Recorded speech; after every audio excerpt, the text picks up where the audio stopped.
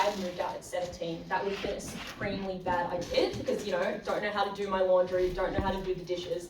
Probably not a great thing, and I probably also shouldn't feel bad for the decision to stay in a loving home with my mum and my brother. 3 things in this speech. First, set up then why, regardless of the actions people take in this debate, this just makes people feel bad. And lastly, why this leads people to take really bad actions.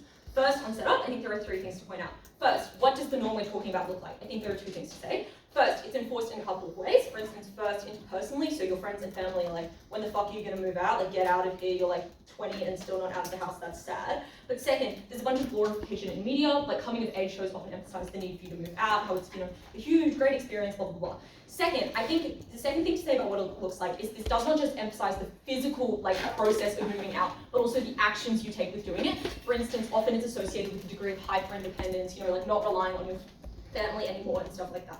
Second thing to point out is about who this applies to. I'd say it probably applies to like kind of everyone because it's a pretty mainstream norm, you know, it happens in a lot of media. But there are a set of people who can probably never actually action this norm. For instance, people who do not have enough money or have strict parents or, you know, have cultural expectations which suggest they should stay in the home. So the people who are most likely to action this are probably the people with, you know, the social conditioning or the means, like the money to do so. The third thing to say is what is the counterfactual? I think we probably just support a pretty pluralistic norm, like live at home if you want, I guess, like move out if that is good for you. Like I think we can just support that. Cool. Any clarifications? No? Awesome. Let's move on to why, regardless of the actions people take, this makes people just feel really terrible. So the first thing to say here is that the way this norm is propagated is often in a quite insistent and punishing way, and that is for 3 reasons. First, because the way it's communicated is kind of pejorative to living at home. For instance, I think it's associated with like, oh, you're a loser if you stay at home for too long. Like, for instance, I guess the example is like, you know, the sort of like 30-year-old who still lives in his mum's basement type. Like, if you're someone who's 20 living at home, you get associated with those sorts of people and people think that you're sad. Or I also think it plays into a bunch of other problematic biases. Like, for instance, I think there are certain cultures which say you should stay at home for a long time, and a bunch of sort of other racist biases can play into people assuming that that is also bad. But second, there's also a degree of glorification that is attached to the process of moving out. Like for instance, you should just do this because it's a really good experience for you and it will make you change your life. I'd say this is especially true because this norm intersects with a lot of other norms about adolescence which people care a lot about. For instance, the norm about finding yourself or the norm about, you know, like growing into your own person. So I think people just experience a high degree of FOMO if they do not opt into this norm. But third, this norm creates and plays on anxiety because there's a very strict time dimension to this norm. For instance, if you don't move out by the time you're 21, you're running out of time, you're a loser, you're not living up to your expectations. So this norm is punishing in the way it sets the clock on people and makes them feel sad. Second thing to say then is that, as I say in setup, there are just a set of people who cannot feasibly action this norm, and for those sets of people, they still experience the social conditioning and they just feel like shit. I think this looks like 3 sets of people. First, people who've grown up with tough parental circumstances. For instance, like I grew up with an alcoholic father and I'm super attached to my mum, so it would have been really hard for me to move out when I was 17 because of the emotional experiences that I had in childhood. But second, because of people's financial capacity, like fuck, rent is expensive. Like it is just so hard and infeasible for some people to move out. Like multiple people living in a house, often that your family has grown to own when rent was less expensive and stuff like that, is just more financially, like you're more financially able to do that. Or 3, people who are just sick or disabled or mentally ill or who just will find it incredibly difficult to do this. Those are sets of people who cannot action this. Those people, obviously, social conditioning and punishing nature of the norm still applies to them. So, what is the impact on them? I just think that they feel like shit, they feel sad, they feel like they're not living up to the adolescent experience that they should have. And I would note that adolescents are super susceptible to anxiety and perception, to looking like they are not who they are supposed to be. And any additional norm that adds to that does have a huge impact on their mental health. And you should weigh this highly in this debate, because there are just lots of people who are affected by this. In the process of trying to interact with this norm, you probably feel anxious. In the process of not interacting with this norm, you feel anxious. And this is the most immediate crystallized form of harm in this debate. Most norms primarily operate inside people's heads. You do not have to take a single action for you to believe that this argument is true. That should obviously already win OG the debate. Any points of information? Nothing? Cool. Let's move on to why this leads people to take incredibly bad actions. This supposes that the norm works, which is what I expect the vast majority of this debate will operate on. And I would say this probably operates on a set of people who have the capacity to do this, because it's pretty pervasive. People feel pressured to opt into it by people like their family who they trust a lot. This argument will talk about the set of people on average who opt into moving out, like noting that The caveat to this is, if it is really important for you to your material circumstances to move out, or you really have to, this norm probably does not affect you. For instance, if you have abusive parents that need to leave the home, you probably get financial support from the government or have a bunch of extraneous reasons for why you want to move out. Or if you think it's incredibly important to your mental health and personal development, those are probably extraneous sets of norms which mean that you feel able or willing to move out. So this norm does not apply to the people for whom it is absolutely essential or a really good idea for them to move out. This argument will simply explain that for the average person who does this norm, it is bad. Sure. What portion of the population under 21 do you think has in fact moved out? I don't know actually. Like, let's say 50%. That's a nice number. Cool. Alright, I'm just going to explain that for the average person who opts into this norm, there are a set of reasons for why this is really a bad idea. First, it's super expensive. Like, rent is just a bit fucking expensive no matter where you live, which means you invite financial stress. Firstly, this is just really stressful for people. They can carry debt with them the rest of their lives. But second, now they can't save for more longer-term goals. Like, people have to now start saving really early to be able to afford a house or a mortgage in the future. Prevents you from doing things like that, or being able to get a car to do things like go to work. But thirdly, means people might have to work all the time, which is tiring, which is shit, which means you do things like neglect your studying.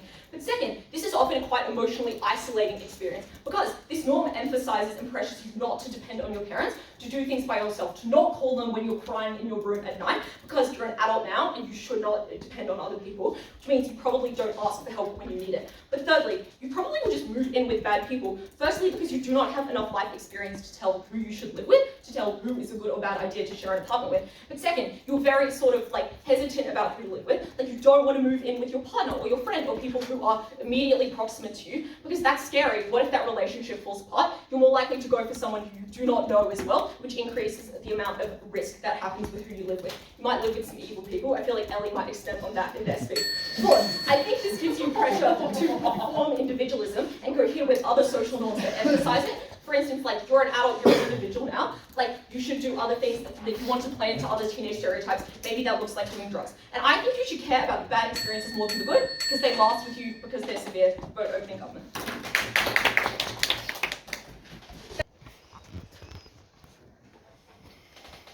The first thing to explain is why this norm works well. And the first part of this argument is to kind of explain how this norm is enforced. And I would note here this responds to the main premise from PM, which is to explain this norm is particularly coercive and people are told they should feel bad about moving out. But I would instead frame this norm is kind of proposed as rather liberating, and it's a really, really good thing for you to move out. And I would note that is not particularly demeaning of people that haven't moved out yet. I think it's rather just proposed as something that is just good for you if you were to do. And I think that's because how the norm is communicated is through things like your friends telling you we should move out together and this is going to be really fun, but not then your friends obviously aren't going to shame you if you don't move out with them. But I also think it's like media showing you these really media pushing movies about good experiences that you might have if you move out. But again, that doesn't necessarily kind of demean those that don't. But would also secondly explain here that it's just a norm, and norms can be opted and opted out of. It's not a universal experience. And so when there are a series of people who do opt out of this norm, right? As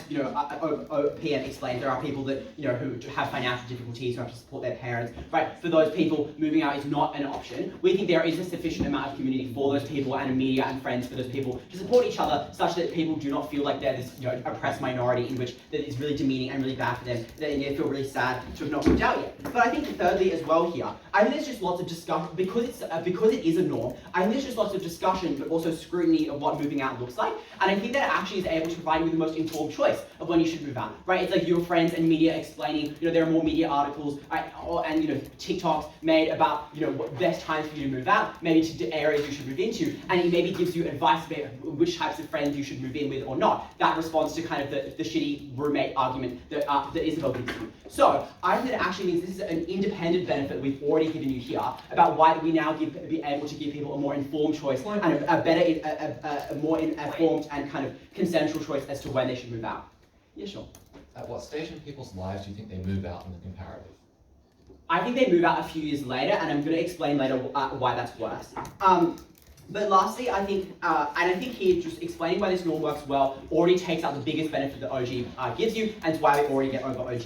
But I think, and the second part of this argument, is explaining this norm kind of counters a bunch of irrational norms under the counterfactual. And so I would note here that a PM gave you a bunch of reasons as to why people might already move out, like if they have abusive parents, and know the government might give you money to do that. But obviously, and they said there are 50% of people by 21 that haven't moved out. But obviously, there are a huge series of reasons why the other 50% haven't moved out, and so that's why this proves that there is some other motivator. And we explained to you that the counterfactual would likely, firstly, when there's kind of other narratives of being risk averse and not wanting to spend lots of money, that means that people kind of are irrationally not wanting to move out and are like, oh, I have to, I can't do anything that might minorly go bad. Like this is going to be really bad for me. I shouldn't move out. But I think secondly, there's also lots of parental pressure. Parents who want you to stay home. Parents are scared for you because they think the world is this big scary place. But also they just want to spend time with you because your parents have spent like decades like making you they're your friend.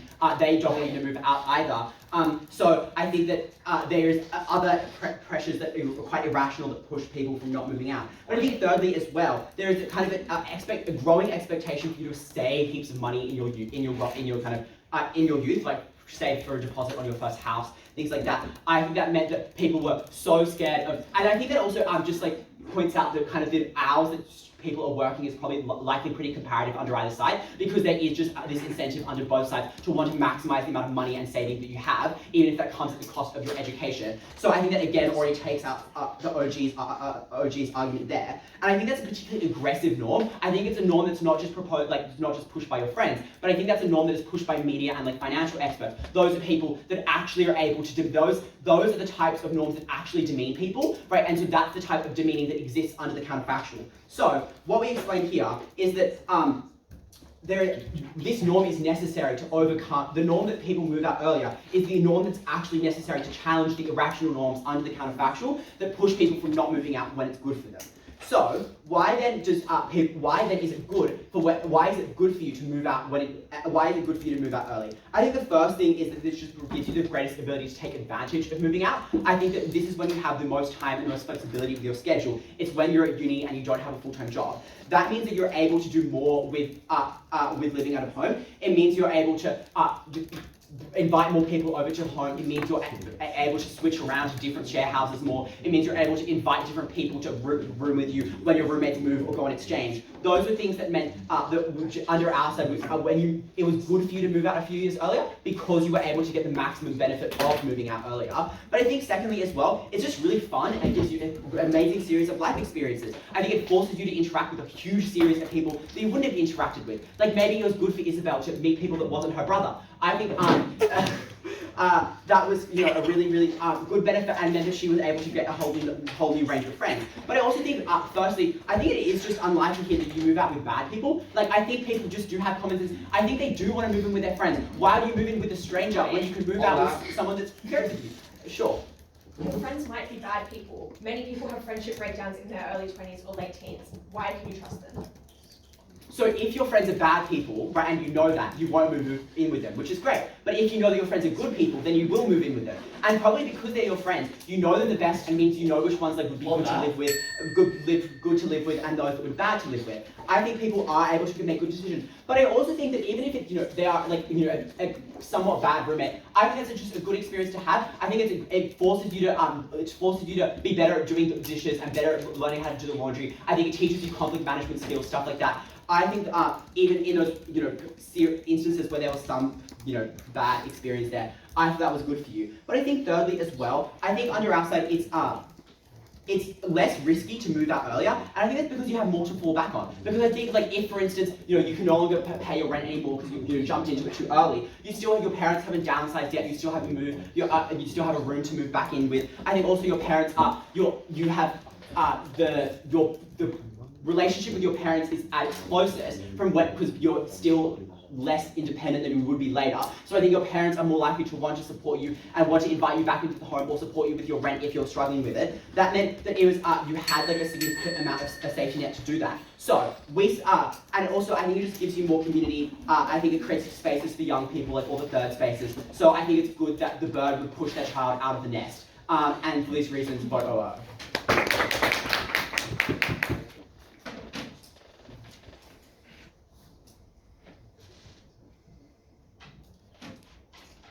I'll start quickly on why, for the people who are unable to move out, this is terrible, and then I'll explain why moving out prematurely is a massive harm.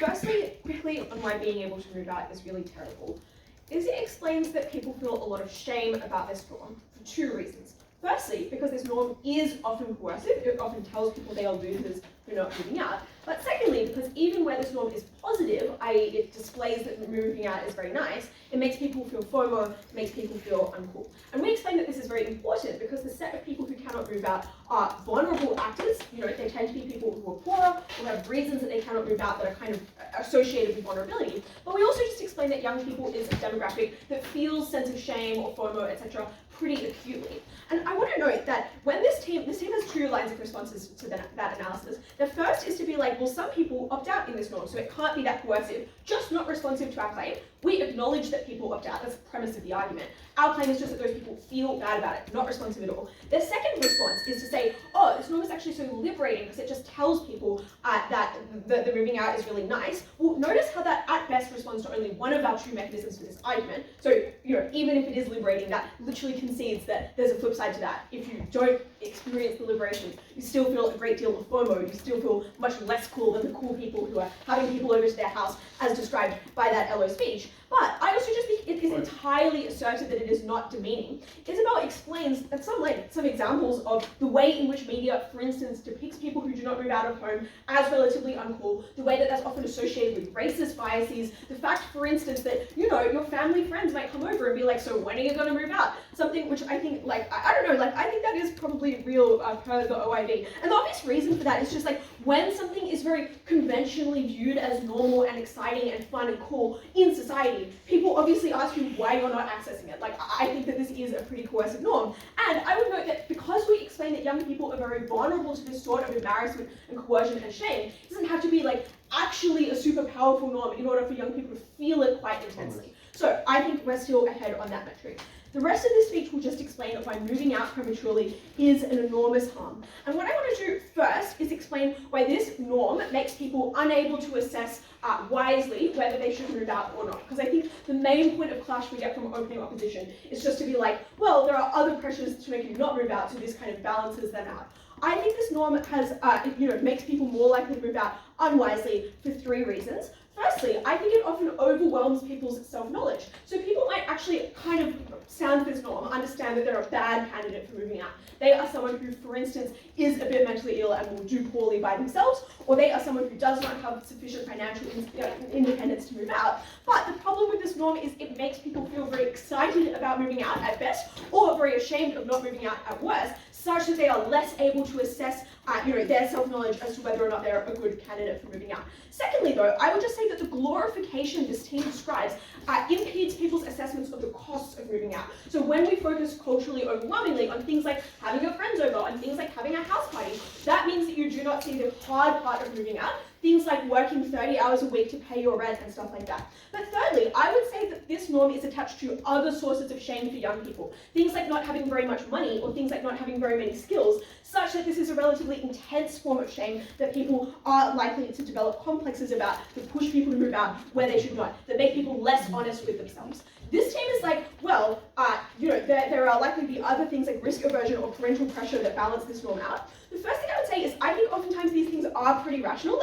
Your parents loving you and you being scared of financial risk are honestly pretty clear-minded ideas, and this team just asserts they're irrational. Secondly, though, they also provide a series of incentives to move out, things like it being fun, things like it maybe making your life easier in some ways. So it's kind of unclear why those sets of incentives are insufficient to do the balance. We explain uniquely why this norm is, the tipping point, I suppose. But finally, I would just say that the years that you spend growing up a bit at home really matter. It's years of cognitive maturity that makes you better at the kind of conflict stuff they describe. It's finishing or advancing more in your degree such that you have study skills so you can cope academically with moving out. It's things like getting a pay rise at your job so you can afford rent. I would say that if it is the case that people wait 3 more years to move out, that is overwhelmingly good for them. Their other claim is, well, maybe you get more advice about moving it out, which makes it easier. This is analytically weak. They just don't explain at all why this is good advice. Probably, because we explain this norm is kind of irrational, it could be stupid advice that, doesn't really equip people that well to move out. But secondly, I would note it's pretty unclear why young people internalize this advice effectively, given all the previous analysis we've given. But finally, I would say that only so much advice meaningfully exists. It's unclear how advice can deal with the fact that you cannot pay your rent. what advice is there for that? I don't know. So I think that this norm likely is something which pushes people to move out too early. I'm going to spend the rest of the speech explaining why that is just such an enormous harm, but first I'll take a point from closing.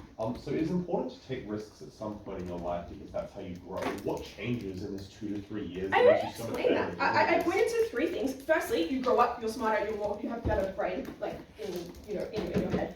Secondly, you get further into your degree, you get more study skills. Thirdly, you get a pay rise. Like those are 3 examples. Already said them, but I just wasted 15 seconds of my speech.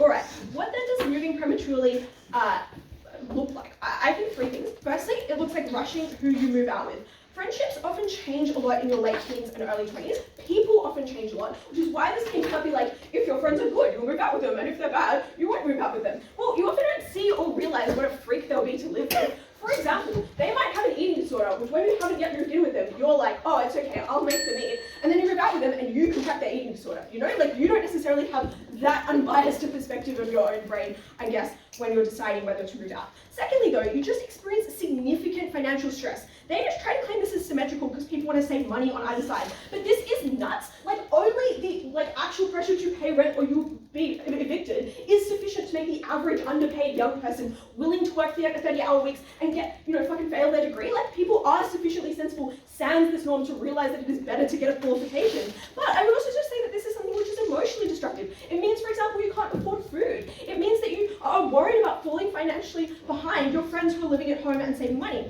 But finally, we just explained that you feel isolated, you go nuts a little bit. Like, yes, your parents still exist, but you often feel shame about crawling back to them because this norm is sufficiently strong that it tells you you should be independent and you failed if you have to move back in with them, which means that people perform independence in really risky and problematic ways. They do drugs, they get addicted to alcohol, they make a bunch of errors that are costly and unpleasant. This is traumatizing you. It exposes you to stress, instability, and conflict at a time in your life where you just don't have the cognitive architecture to tackle that much, and it's long term. Your lost savings compound. You get into bad habits. This makes your life overwhelmingly worse compared to your peers who live at home.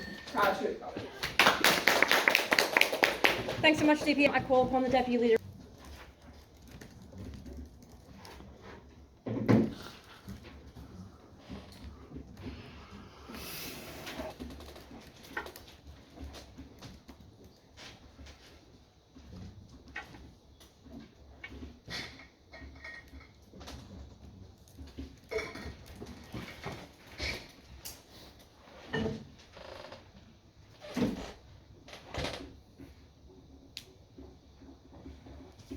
Opening government spends a lot of time listing a set of extremely obvious and salient considerations that people might look to when deciding whether they move out, whether they have a job that lets them afford it, whether or not there is like a home on the market that they actually want to move in, whether there's a friend that there's comfortable to move in. And so clearly the most important question in this opening half is just, does the norm support or hinder people's ability to make good decisions about where they should move out? When, for instance, a home comes up on the market and they're looking at it, are they making a good decision in that moment? And we provide a series of reasons why, in absence of this norm, people are just likely to make bad decisions. The first question I'm going to ask in this speech then is, how is this norm enforced? And opening government gives 3 examples of how it is trying to deal with. The first thing they say is, well, often this manifests in, for instance, your parents forcing people out. And I think this is a misunderstanding of what this norm causes. So there are obviously some instances where parents will be like, I want you to move out, I don't want you to live at home anymore. But that is likely not caused by this norm. That is far more likely to be caused by, for instance, financial pressure on the parent, discord within the family, other sorts of incentives the parent might have to encourage you to be independent, because that's culturally expected. And it just seems like that kind of direct bullying is unlikely to be caused by a norm, because parents are clearly sufficiently close to their child that they would accept that their child doesn't need to do what everything else does. So the series of parents that do that behaviour still do it on their side. We would explain that for most parents, there is a perverse alternative incentive to pressure their kid away from moving out, because, for instance, that parent is scared from the kid developing new friends and new connections, because it means that they're not going to speak to them as much, they're not going to become as reliant on them in a way that the parent probably finds quite emotionally validating. And all of that explains why the parent is actively likely to push the kid away. Additionally, without this norm, we would just point out that parents are unlikely to give the kids the financial support they need to move out, even when it's good for the child, and it's actually the norm is incredibly important in encouraging parents to provide that support. Finally, when they're talking about like uncles, aunties, etc., clearly if you can't move out for a good reason, these are your family members you would probably most be able to explain that reason to. So it's unclear why this is an overwhelmingly poorly enforced norm. Their second claim is like, well, it becomes a pejorative to live at at home. And the only proof they have for this claim is like, you get associated with 30-year-olds that live at home, which I just think is analytically poor. We'll point out this is a clearly different circumstance, and we'll just point out that something being a norm just means people think about it a lot. And maybe that means there's a degree of glorification. But I would ask whether it means that people totally reject the alternative. Isobel concedes about 50% don't move out of home. There are lots of media about people that can't move out of home. Clearly, it is not the case that it becomes so messed up if you can't move out of home, especially if you have good reasons to do so. So it does not become a pejorative. Finally, they say, well, glorification is bad anyway, because these people get FOMO and they're extremely sensitive to perception. But I would point out that you just need this norm to overcome a series of other anxieties and fears of perception that these young people have. First, and that's because we point out that while people, it's unclear why people are anxious about not buying into this norm more than they are about buying into other norms that are far more strictly enforced. Norms like you ought save, or else any financial hardship that comes your way is your own fault. Norms like you need to be responsible for your future, and if you haven't bought a home by 30, then you're a failure. All of these kind of norms are severely strictly enforced because they're not enforced by something just being a norm, they're enforced by capitalism, they're enforced by advertisers that have incentives to make you feel guilty for not taking out 30% leveraged home loan when you're 12. And all of this just explains that the counterfactual norm is far more first. And I just think you do need the feeling that what you're doing is normal to be able to move out. Because the fact it is, because it means that, for instance, you feel like you can take that risk if it is good for you. You feel like there might be a worthy experience. But crucially, even if none of that is true, what this actually explains is that you see better the comparative. So, even though I've already explained why the counterfactual norms are worse and why you need to have this norm, the observation I would just make is that something being a norm just means that there's more time spent on it. Yes, there are probably more movies where people have a great time after moving out of home, but there's also more movies where people have a bad time after moving out of home. And I would point out that if they're right about why, for instance, you're more likely to celebrate coming of age narratives, you're more likely to think about moving home as just associated with house parties, if it's not the norm, you see less of it, and you only see that glorification, you only see the extreme circumstances, which is why significant attention being spent to the experience of moving out and it being the norm is particularly important. Ellie provides only two responses to our argumentation here. The first is the claim that, well, this crowds out people's thoughts and views so they can't make rational decisions. But that would require you believing that the norm exclusively glorifies moving out, which they just haven't proven. And we give you a series of pretty good reasons why it's unlikely to be the case. But additionally, we'll just point out why something being normal means people can't make decisions about whether they ought to be the norm. And we'll just point out the kind of information they get is useful. The second thing they say is, well, maybe risk aversion is rational, but that clearly is inconsistent with all of their arguments. Our claim is that it's not just a norm to save money, that there are pejorative pressures, that there are punishments exerted upon you when you don't save money, that people will see you as irresponsible if you move out of home. So when you complain to your friends that you're under financial stress, because a series of people are going to have to move out on the other side of the home, people aren't sympathetic because they're like, that's normal. People are like, why did you move out, you idiot? All of this explains why the people who are forced to move out are far worse on our side. That proves the most important impact you make, because it proves why people make actually good decisions for good for them in a myriad of different circumstances that open government can never cater to. The next question I want to ask, though, is on people feeling bad. But before I do that, closing. Do you think colleges are good?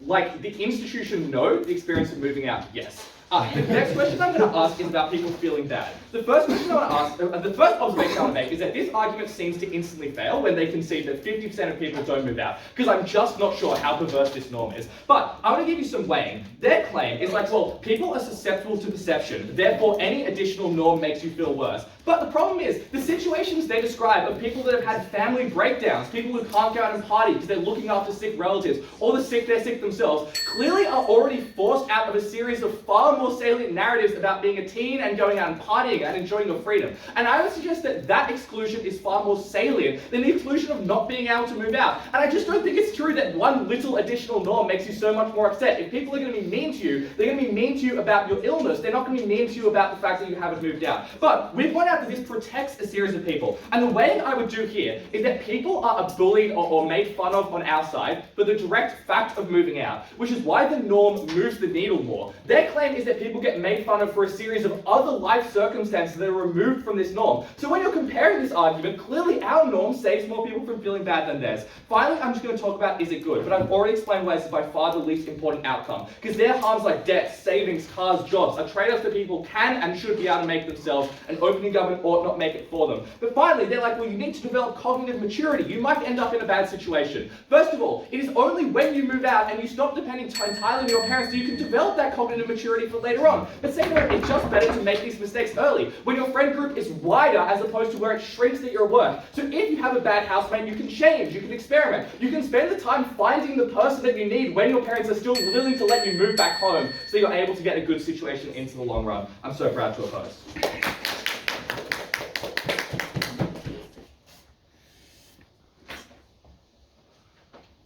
First, explaining people often go to colleges and that they're unsafe and bad. That's the way most people often see this norm. Second, we'll make 3 economic claims. First, some people going to colleges and why that's unsafe and bad. First thing I'm going to explain is that's why many people just opt into colleges and that's the way this norm occurs. First thing is I think that their parents are quite generous in the way that they're putting them in, and they are alumni of those colleges. They want their kids to go there. They're like, it's a fun experience I can tell you about. They remember the fun parts, not the bad parts. They tell them to go there. Secondly, I think moving out often just coincides with going to university, and when going to university, college is a pretty good place to go in most people's minds. It's close to the place. It has the connections. It means you'll have friends when you go there maybe. That means that people often look out there when they have uncertainty.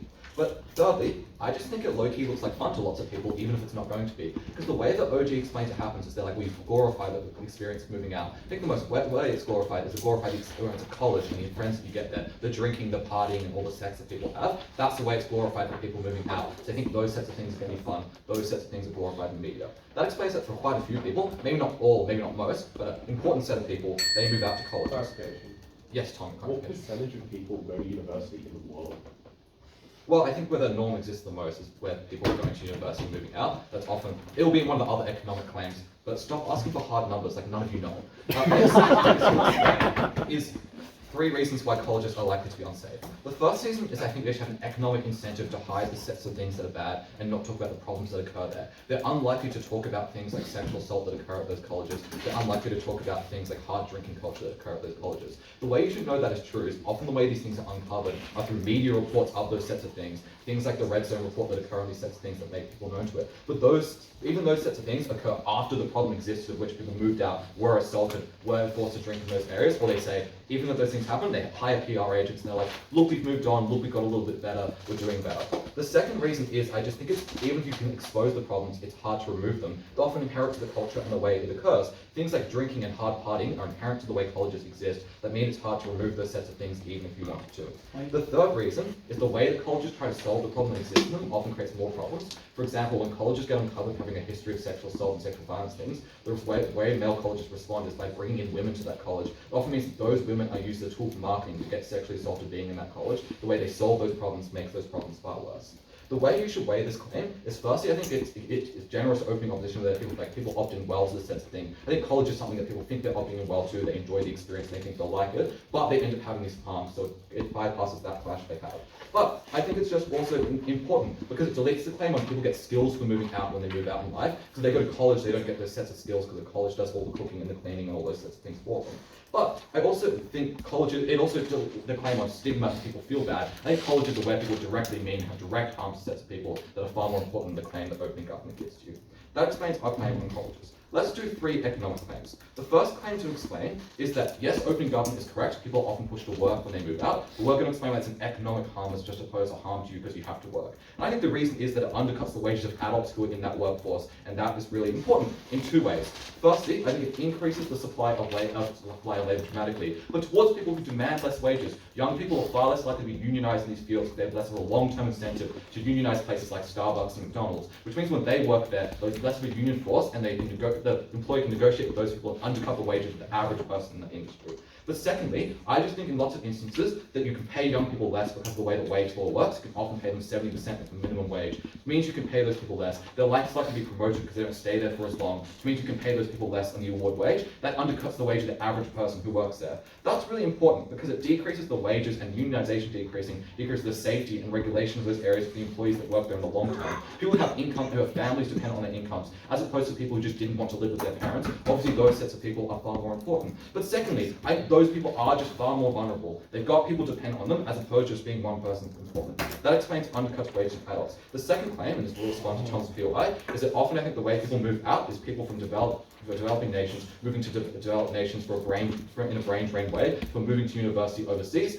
International migration from university and moving overseas is quite common. And I think it's because that's where the norm exists. It says you should move out to a good university, a more rich part of your state, and you should move there, and that's important. I think the problem with this is that you lose the productive force in those areas, because they're likely to stay there, they get a job, they get married, and they have connections to that place. And maybe they're like, oh, but these people will send remittances back. The remittances are not that large, they're often unable to send them back as much, because the cost of living is really high in the countries that you move to. If you move out to places like Australia, obviously the cost of housing is really high, which means the set of remittance you can set back is really low. But I think it decreases the foreign direct investment you're able to get when you lose your productive workforce. Places like New Zealand are losing lots of labour, lots of investment in those places because their productive workforce has left, which has meant that they have ended up in a recession, whereas other countries and richer countries have been able to buy out their workers like Australia have not. This increases wealth inequality in the world. The last economic claim I'm going to explain is that this is just bad for the housing market. We're going to give a series of reasons that this means that people are unlikely to downsize when their children move out. What are the reasons you're unlikely to downsize when your child moves out? Firstly, I think you have a connection to the house, area, and community as that parent. Obviously, that's more true the closer to the you are to the childhood of the kid. When the child was living there, you have more of a connection, being like, oh, that's where they grew up, I remember that. When that moment is more distant and it's more years away, you're less likely to have that connection and more likely to move out. Secondly, and perhaps most importantly, you still think your child will come home to you, especially at this stage. When they've moved out to college, they come home for the holidays, or when they've moved out at 23, 24, you think that they'll come back and live there a bit, which is why you keep their bedroom and keep them in those ways. I'll do it for the engagement, yeah. Isn't the norm of classism and pushing kids into their own college a different norm than youth moving out early? No, I think it coincides together. You identify that some norms interact with other norms. True of everything in the argument made in this debate. Okay, I think it is that they still think the child will come home for these sets of things, and that's really important because there is a series of frictional costs to moving, which means if you're not certain about whether you're going to use that piece of your bedroom for the child, you're unlikely to do it. Costs like the taxation and stamp duty of moving house, costs like restructuring your loan when you move out, the real estate agent costs, the time and emotional costs of moving house for parents means they're unlikely to do that if they think that their child might come home. They don't undergo that burden. When they're more years into the future, the child's got a full job, they've got a wife, and they've moved out, well, less likely to think that. Definitely less likely to do it. The third reason you're unlikely to downside is it just does not coincide with the changes of the life of the parent. Things like they retire and they want to move to a new village or a nice place for retirement, they have a midlife crisis, they can want to move away from the city. Those things are more true the further into your life you are as a parent. When you're 4 years or whatever the number that Caspar says is that you move away, I think it's more true in the later life. The sum total of this is that 3-4 years down the track, there are 3-4 years extra people on the housing market. That is bad. Why is this bad? Firstly, I think it pushes us straight in the housing market. There's a bunch of dead weight in the market because there are 3 unused bedrooms in families' homes because people moved out that we cannot use. And I would note that people are often helped out by parents who are purchasing and renting places, which means that young families are bidded out of these places, unable to buy these accommodation. It's really bad for them. Thanks so much, Government Member. I now call upon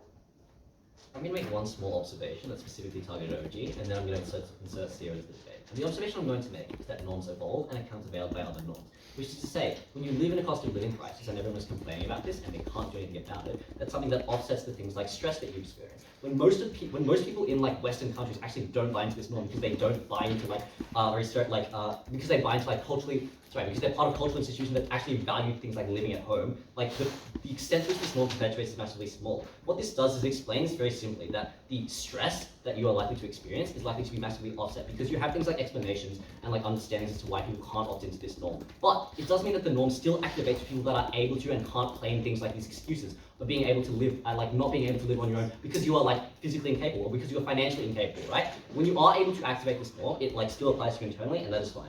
How's CEO going to enter this debate? I'm going to talk about firstly about parents and secondly about housing norms. Firstly then, why is this like massively good for parents and like your relationship with parents? And this for a couple of reasons. The first thing I'd tell you is that there is just an impetus in giving freedom to parents. It's to say, they have the large level of, they take on the large level of certain fiscal responsibility in like these relationships, which is they pay for you for 18 years. They pay for your food, they pay for your schooling, they pay for everything that you've done. Offsetting this by like not having to take up area in their house, not having to eat their food all the time, not having to like consume all their resources continually is a massive offset to them. But you're also just a massive time sink. Everything that you have done, like attending your schooling things, like making sure that someone was at home for the time that you were there, making sure that people were around you just so that you could like grow up well. There was a massive time sink in watching everything that you do. Giving this back is massively important. But finally, there just was a massive social cost to raising a child, right? Like you couldn't have people over at the house until a certain time. You couldn't develop the friendships that you still had, and you probably cost a lot of friendships ignoring them because you had to raise these fuck-ass kids, right? The outcome of this is just parents have the biggest sunk cost in the round already. Unburdening them has to be the most important thing because they suffered the most certain harm, and also just on like a metric of weighing, most of the time it's like more people versus like one little child. So we help more people probably. Okay, second thing then. Why do you get better parenting in the existence of this norm? The first thing to tell you is that if there is no impetus for moving out, you actually just parent differently because the things that you're expecting your child to learn at the point where they need independence are just different. The things they need to do when they are independent are different.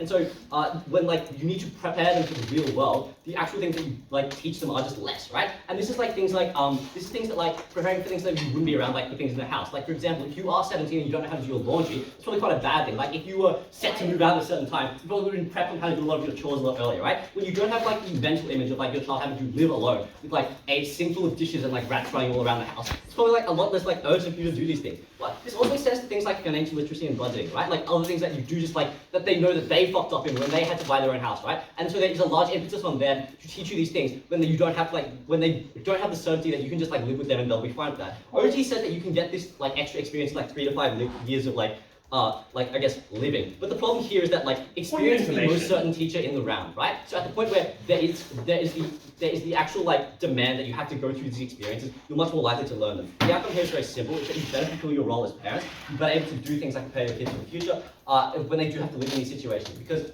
I don't think Gov actually explains where the impetus to learn these things comes from, even with the experience of time, even if you have more resources, you never actually have to do these things.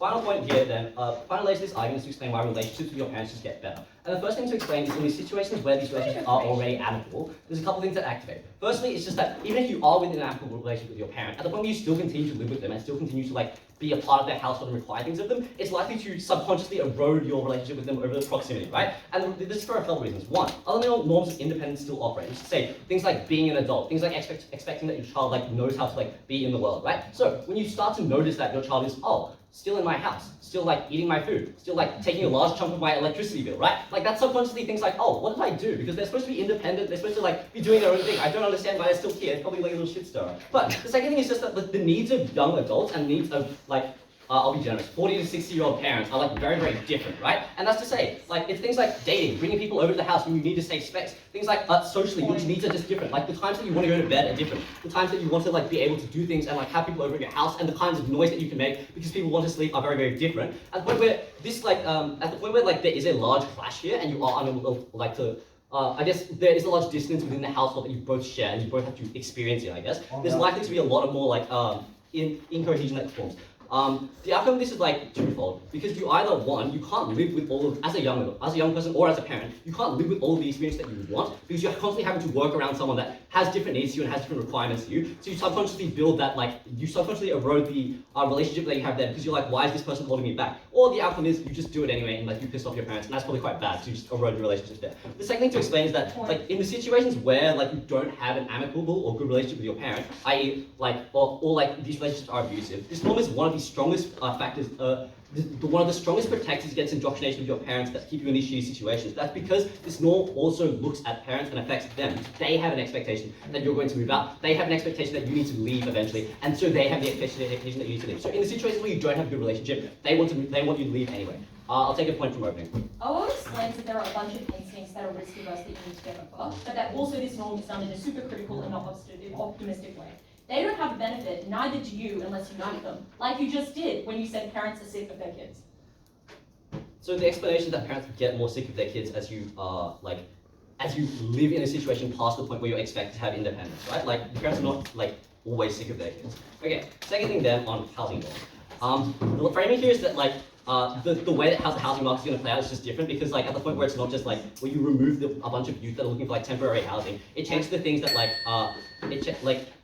the likelihood of when people are likely to move out is likely to be more concentrated when there are major life changes that they go through. Things like having like kids, or things like having massive financial scale. So the mechanism here is that the majority of the market, or like a large chunk of the market, the way they're looking to buy houses is massively different. You have a decrease in the amount of people wanting to buy share houses, you have a decrease in the amount of people wanting like temporary houses, like renting houses. You have an increase in the amount of people that want like ownership, stability, because they're in stages of life that want to like look through this more. You have the higher need for like independent spaces. The impact in here is firstly when you get less share housing, less like communal spaces and less like share houses, you get like a massive loss of strength through things like tenants associations and unions, and like just like general political capital supporting people who live in situations that aren't like the owners of those houses. And when you specifically when you oppose this norm, and significantly less people are able to like contribute to that capital, this massively fucks over the people that still live in those situations, which is to say like they no longer have access to the capital that they would need to make strides. Like the rights that exist right now no longer evolve as there is a need for them to evolve. That's quite bad because they just get permanent locked into like these shitty situations. Second thing then, why is moving into big houses and just like more independent living just bad? More urban sprawl, decentralization bad, more travel time, more traffic, more congestion bad. Thanks so much, Op Member. I now call upon the GovWUDC to conclude the government bench.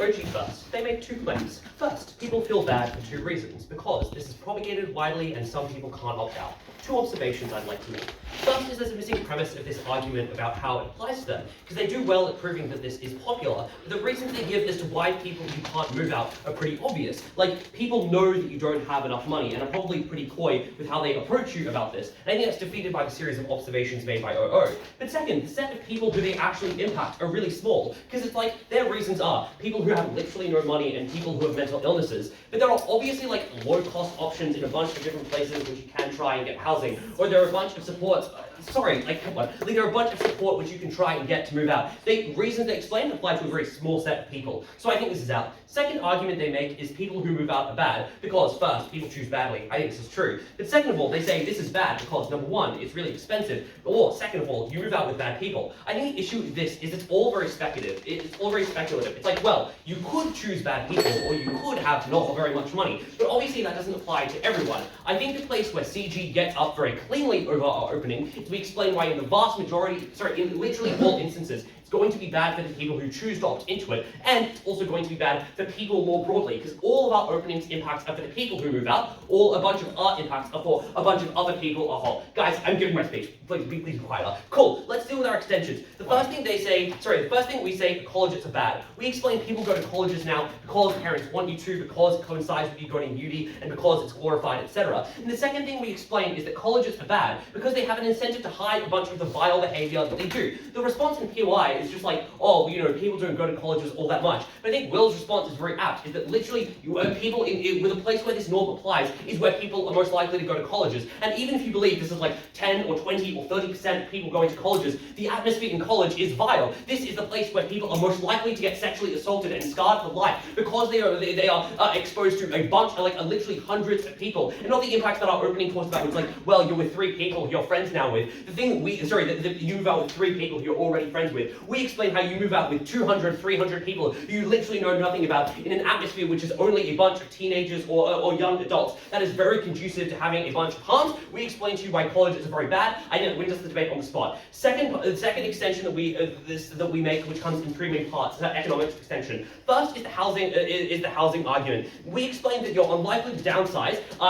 because you're more connected, because you're still connected to your kid, etc. The impacts of this are literally just more houses are being used because kids are moving out. They are renting houses, which means that other people aren't able to get to opt into those markets. And note how the harms of this argument apply to the people who are the worst off. Because if you believe the argumentation of our opening that these sets of people don't have that much money, it means that the houses they're likely to try and get are ones which are relatively low-cost options. And that obviously fucks over the set of people who are just like low SES families who now no longer have enough money to buy a home or rent a home for their family. And I think the way that you should weigh this up is that even if you believe believe that maybe these people are slightly sadder now because they can't move out. Literally, who gives a fuck? We save people having, like, we mean that we have low-income parents who have kids to feed, who have kids that they want to have shelter for. Do you get a house? That's the difference that closing opposition. That's the difference that closing government makes. Closing op has two responses. First, they say, well, we're able to increase supply. Three responses.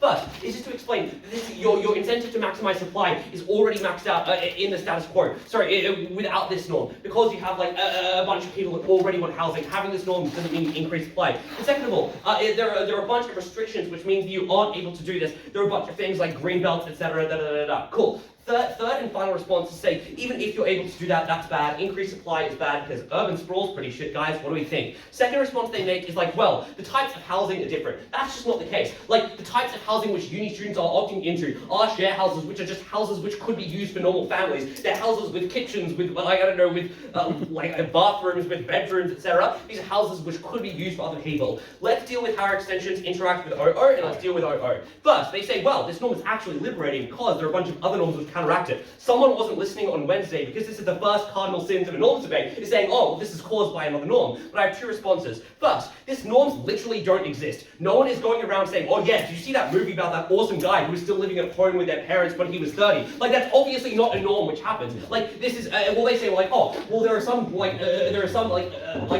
movies which are like, you know, you move out and then you have a horrible time and you go back home. Like, this is not what this is just literally not true. I don't think you can point to an example that's happening.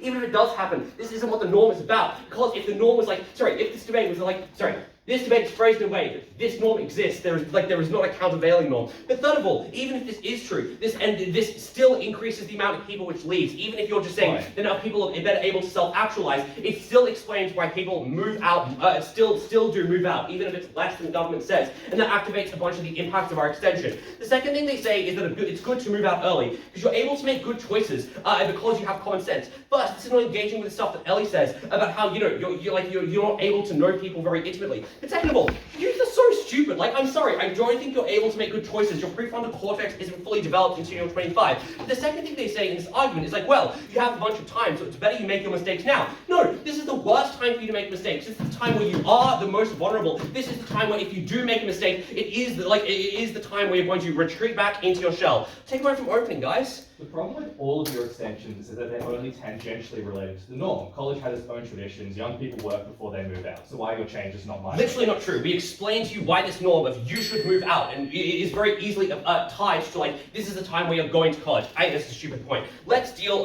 then with CO.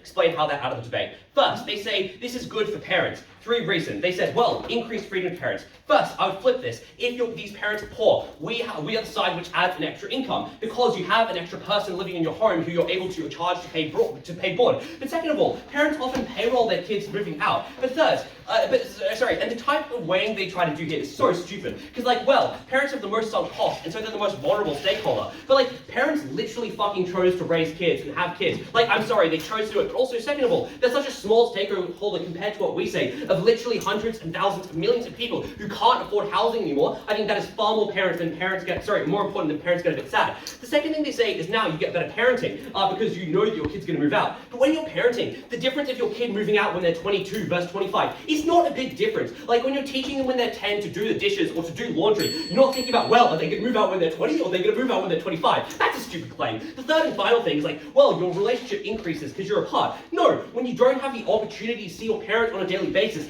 that is when your relationship decreases. But also, fucking who cares? I'm sorry. They make housing more expensive. I don't care if your relationship with your parents goes down. CG, guys. Still suffering from bronchitis. I might pause at some point in my speech to do this though. Not contagious though.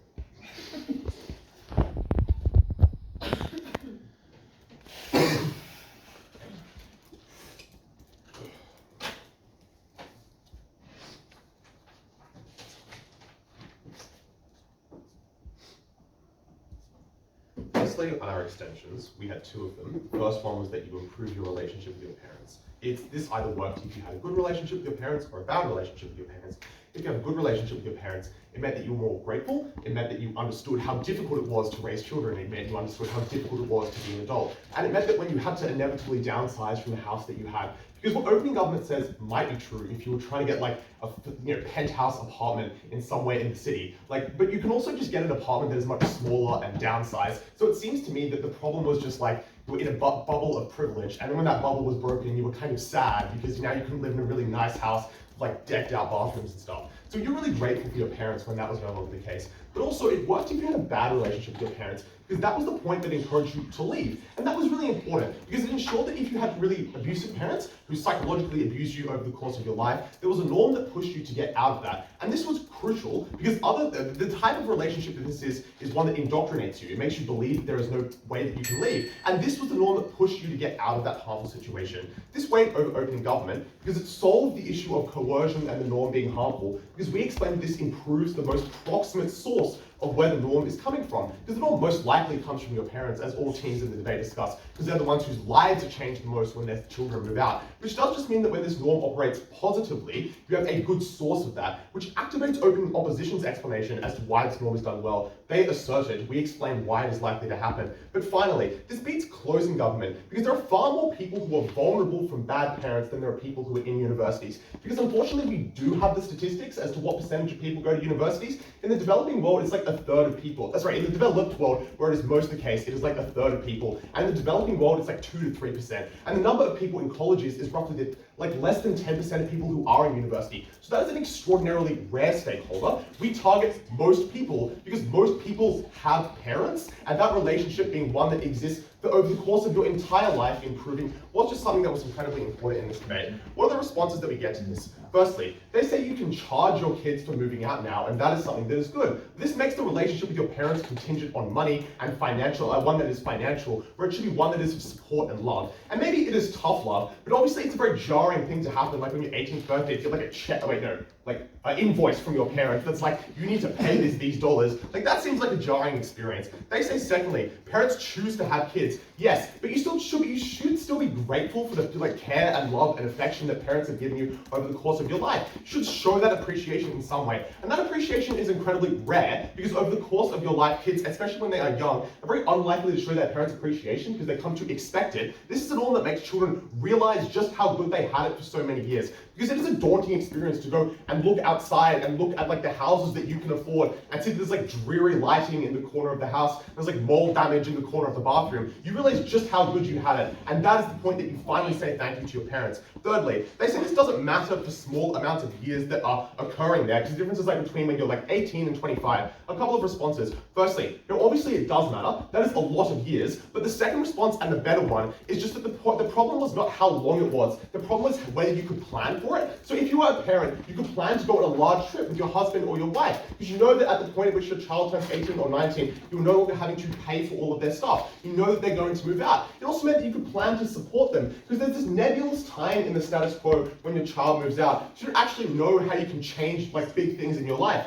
Because unlike what closing governments say, most people do downsize when their children move out, because it is expensive to still run and clean a house that is incredibly large. Like, why would you still clean a house that has 2 additional rooms that you never use? You would cash in on that money so that you can go to the trip to like, I don't know, Ibiza or something. That sounds much more fun than having just a bigger house that you have to clean all the time. What was our second extension? Our second extension said that the housing market just improves for a couple of reasons. The first reason is just that, for the vast majority of people, the biggest source of wealth that they have is just their house. So the sooner that you get on the housing market, the better. So the couple of years that is different between when you are 18 and when you are 25 is tens of thousands of dollars worth of capital gains that you could be making. And you just need a push to get on the housing market. You just need to start. And that anxiety and that concern about how difficult it is to move out and how difficult it is to be a part of that was just something that was important. And notably, you didn't need to buy a house, obviously, in order to access these benefits, because being someone who's on a lease meant that you had things like credit scores, it meant things that you had experience of showing that you were a good renter, and those were things that enabled you to be an adult more quickly, enabled you to be an adult more effectively, and enabled you to get better houses in the future. You were able to demonstrate and apply for the right houses when you were 24 and 25,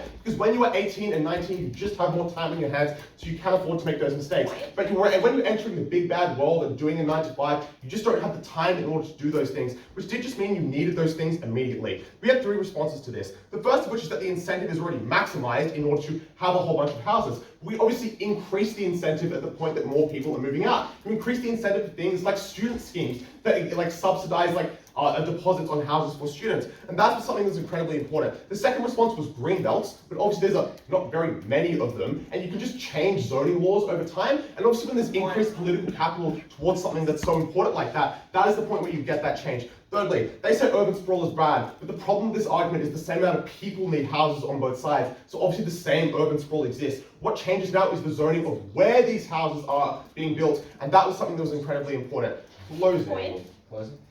If people are spending money on rent when they're 18, they don't get to save for the deposits, which means they never get a house and they're locked into rent for their whole life. It's still better if you are moved out and getting that rent because you've prepared from a younger age because you know you have to account for that expense, right? Like when you are in the status quo, you're not accounting for more expenses over the course of your life, which means you're not preparing for them, which means you're not getting a job at ages 16 and 17, which means you're not saving money more effectively. Those are financial responsibility lessons that we taught exclusively under our side, which did enable you to get the best of both worlds. Let's deal with closing government. They say firstly college is bad. The problem with this is there are different, as open opposition points out, different norms that push you to access these colleges, but explaining it in far more depth. The problem is just that the reason you go into college is because you want the university experience, not because you want to be a part of a house, not because you need to be in a house. This was strange. But the second problem with this is just the vast majority of people, college is a really good experience. It enables you to meet a whole bunch of people. It enables you to do the uni experience more. It enables you to do the society events because you're not commuting 2 hours every time to and from uni. That was actually something that was a benefit. The second response is on the economic claims, but I think we outweigh this with our extension because we explained that the problem was zoning and the problem was getting into houses earlier, and those are things that occur better under our side. Finally, on opening government, they say some people can't afford to move out, but the problem is that the norm is nuanced. It's not going to tell someone who's a quadriplegic who is unable to get a job, you need to move out, buddy. Like obviously there are different norms that are applied towards different people. That explains that it's far more likely this norm applies in a nuanced way, not in an absolute way, just in the same way that every single norm works.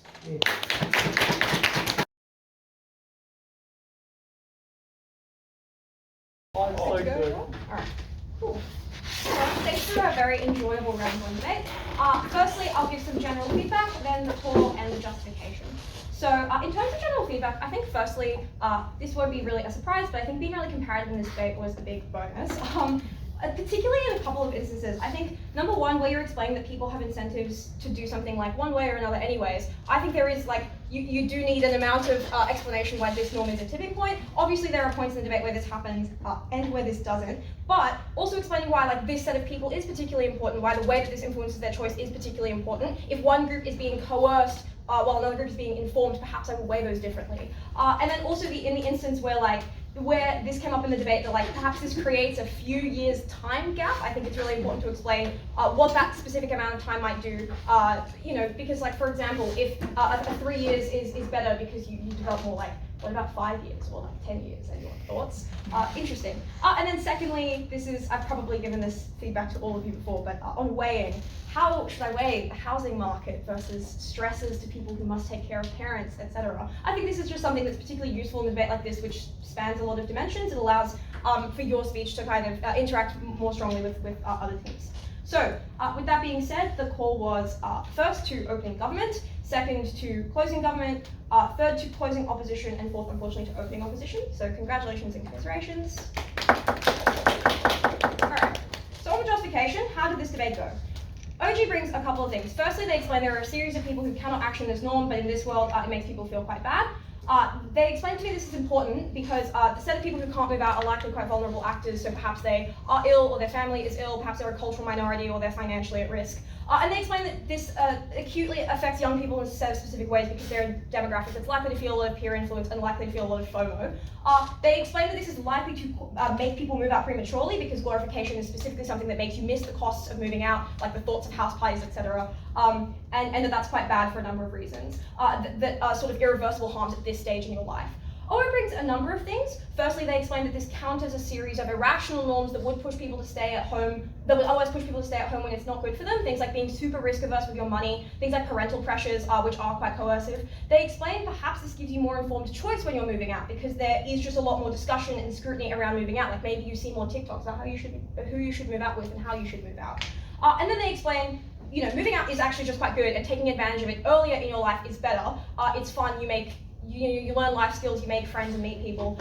They explain as part of this, you are likely to pick good people. I think this isn't super compelling because I don't think young people necessarily choose friends well. But I think the best part they explain under this is even if it's quite bad for you to like, even if it's bad for you, even if you pick bad people and you have a bad experience, that is what teaches you skills. Perhaps this is a good time in your life because you have a lot of flexibility to make mistakes. On the opening clash, I think by the end of opening it's pretty apparent some people will need to move out in both worlds and some people need to stay at home in both worlds. I think OO doesn't explain to me any reasons why their set of people is like more sympathetic than what OG explains, because OG explains if you are moving out, you are just like, by virtue of being able to do that more privileged, you are likely, like functionally, evidently more privileged in a couple of different ways. That, obviously some people who move out are forced to, and those people can be on things like government benefits, but many in the grey area who do choose to move out under this norm are just functionally more privileged, and like that occurs in a series of ways, which means I can sort of weigh their experiences a little bit less in the debate, because they are the people who are less affected by kind of other exogenous norms about things like, your family pressures. The harm against that set of people who's not likely to be able to move out, OG says these people feel shame and feelings of inadequacy. Although it's like perhaps it should apply proportionally, it applies like I guess relatively. Like if you're chronically ill and you can't move out, you feel bad because you're chronically ill, not because you can't move out.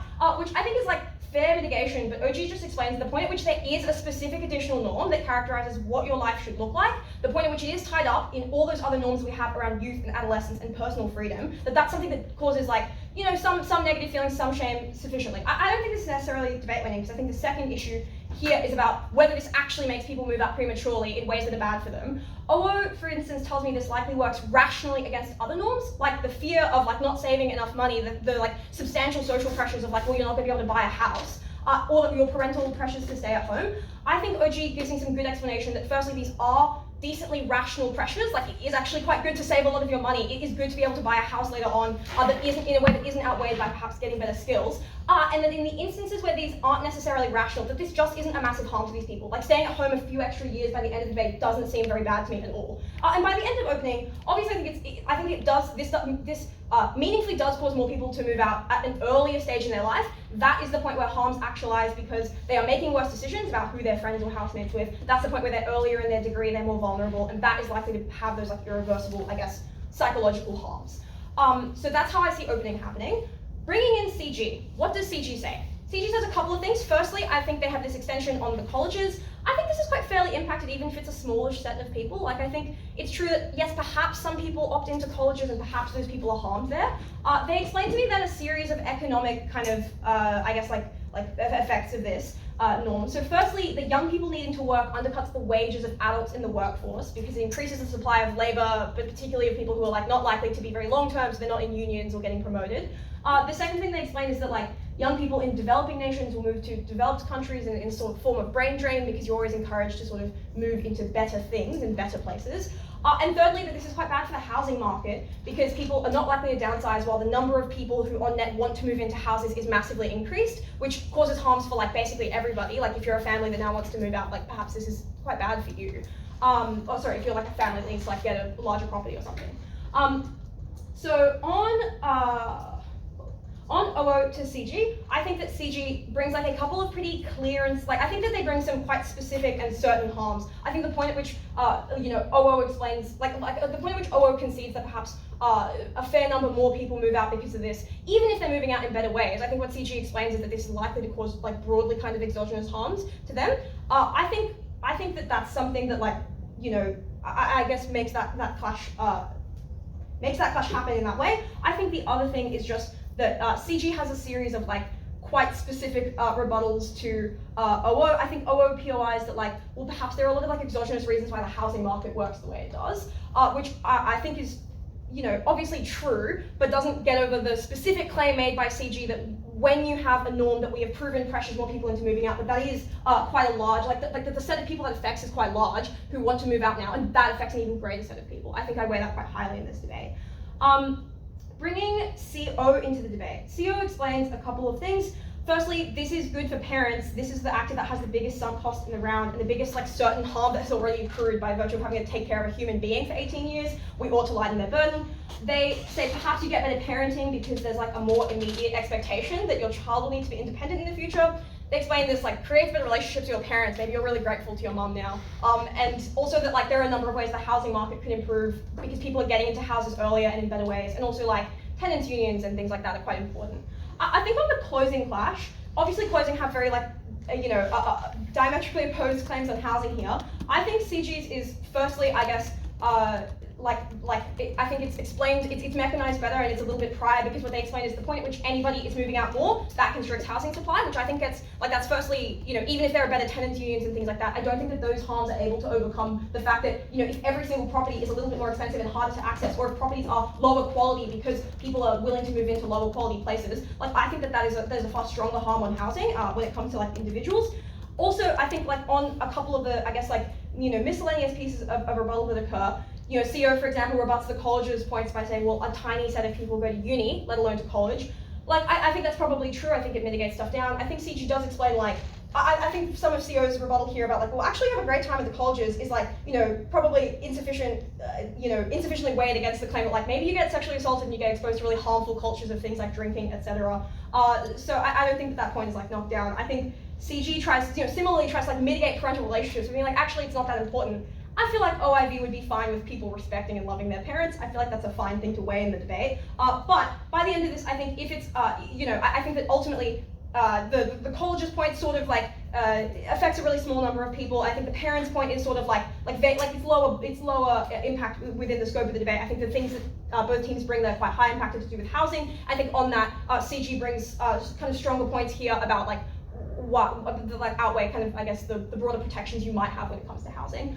On the long diagonal, I think CO tries to rebut in a different way than OO, but it sort of sounds similar to something I said earlier, which is saying that this norm applies in a situational way. The example given very tactfully is that if you're a quadriplegic who can't get a job, you aren't told like, dude, you got to move in. You got to move out. But I think again, like this gets back to the same thing that OG explains that I don't think is successfully rebutted by Ogbent, which is just to say that when this is tied up in other norms, this is something that causes like a sufficient. I think that controversially, an additional norm that is quite strong the way that this is a substantial harm. I think that this does cause specific and unique harms within the debate that aren't necessarily addressed at CO either. And I think that I think the reason that a lot of the housing material doesn't necessarily win over what OG says, I think that OG's material, I think that the set of people who are affected by the housing points most certainly are the people who move into housing. Like I think that the best arguments here around things like tenants unions, but I think that set of people is like smaller and also far more privileged than the group of people that OG would like me to care about in this debate, which are people who for various reasons can't move out or perhaps do move out but are extremely vulnerable now. And so I don't think that weighs over OG. Then just on the on each bench, on the gov bench, I think CG's arguments are firstly far more dependent on the norm working a lot for this point to really actualize. I think that obviously that mechanization's done more at OG, but I think even really importantly is that OG explains even where this norm doesn't necessarily work maximally, every single person needs to move out immediately, that this does substantially harm people. I think that on the housing market, I think the margin of change there as a result of this is smaller than the quite large margin of change that can occur on an individual scale at OG. The harms that you explained to me about the way that people feel about themselves and their lives, or the vulnerabilities that people experience when they do move out, I think that that's quite a large margin of change for all of those people. Whereas I think that potentially the CG points on things like housing, things like colleges are a little bit more speculative. And then on OO to CO, I think by the end of the debate, OO proves things like perhaps moving out is good in a number of ways for specific sets of people, or they explain to me, perhaps why these harms, even in the instance where it's where you accrue some harms, that's actually kind of good for you in a paradoxical way, that's when you learn new skills. But I think that CO gets really specific benefits in the debate about benefits to parents who now are freed of this burden, benefits when you have better relationships with your parents. And I think by the end of the debate, even the housing thing as well, obviously I think that this is a more substantial contribution to bench in the debate. So that was the way I saw the debate happening. Very